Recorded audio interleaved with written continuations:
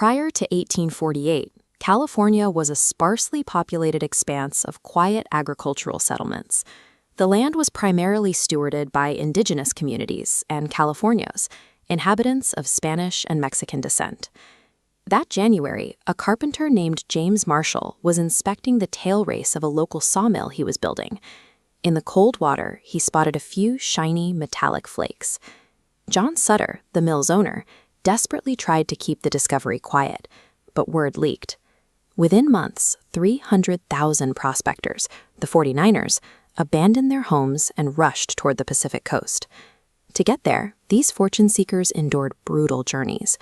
They sailed 6 grueling months around Cape Horn, risked malaria hacking through the dense jungles of Panama, or walked 2,000 miles across the overland trails. This mass migration caused California's population to explode.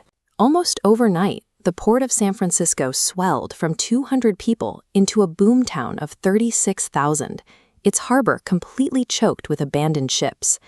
A chance discovery in a remote riverbed had effectively moved the center of the global economy to an isolated wilderness.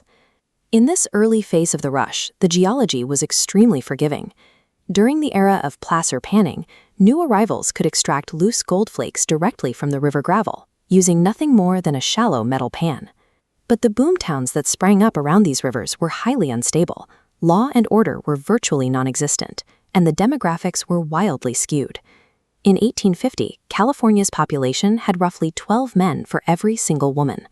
For the few women who did make the journey, that severe scarcity translated directly into massive economic leverage. Desperate, lonely men eagerly paid exorbitant prices for feminized service industries. Women cooked, washed laundry, and provided sex work, routinely earning more in a week than most men found in a month. During the era of the pan, the most concentrated wealth flowed to those selling domestic comforts, not those digging in the mud. Within just a few years, the easily accessible surface gold was completely picked clean.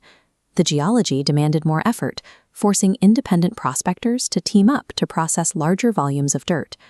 Miners adopted new technology, like the rocker and the sluice box shown here. These long wooden troughs used a continuous flow of water to wash massive amounts of sediment, trapping the heavy gold behind wooden ridges. Because these operations required heavy capital and teamwork, the era of the lone prospector died. This technological shift intensified economic competition and bred deep resentment among white American miners. That resentment quickly became law. The California legislature passed the Foreign Miners Tax, a discriminatory policy explicitly designed to exclude and extort Chinese and Latino immigrants from profitable claims. This competition for resources quickly became a fight for survival. For indigenous communities, the influx of 300,000 strangers meant the destruction of traditional food supplies and the mass appropriation of ancestral land. The California government accelerated this collapse by funding private militias to systematically hunt and enslave the native population, which plummeted from 150,000 to just 30,000 in 2 decades. As the physical extraction of gold required more capital and coordination, the social environment hardened. The goldfields became a systematic, hostile, and deadly place for anyone who was not a white American male. By the late 1850s, the easy gold was entirely gone. The remaining deposits were locked deep inside ancient riverbeds, buried under hillsides, or trapped in vertical quartz veins. This triggered the third phase of extraction, hard rock and hydraulic mining. The gold rush was now a fully industrialized operation.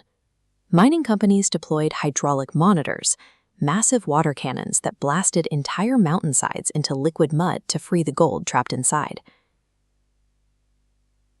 10 years prior, a miner moved a few pounds of gravel by hand. Now, corporate engineering was erasing millions of tons of earth, completely obliterating the natural landscape. The era of the independent prospector ended here. By 1860, the individual with a tin pan had been replaced by heavily financed corporate monopolies and a new class of low-paid wage laborers. This industrial engine rapidly integrated the West into the American economy, forcing California into statehood by 1850 and driving the construction of the Transcontinental Railroad. But the environmental cost was catastrophic. Hydraulic mining dislodged roughly 1.2 billion cubic yards of sediment, commonly called slickens. This incredible mass of debris choked major river systems, caused massive flooding, and buried fertile lowland farmlands under sterile mud. The devastation was so severe, it led to the 1884 Sawyer decision, which legally banned large-scale hydraulic mining. Yet the most toxic legacy was invisible. Miners used liquid mercury to chemically bind with fine gold particles in the sluice runs. Over the course of the rush, an estimated 26 million pounds of mercury were poured into the environment. Millions of pounds of that potent neurotoxin remain trapped in the sediment today. Sites like Malakoff Diggins stand as visual reminders of a chemical crisis that continues to contaminate California's waterways and wildlife.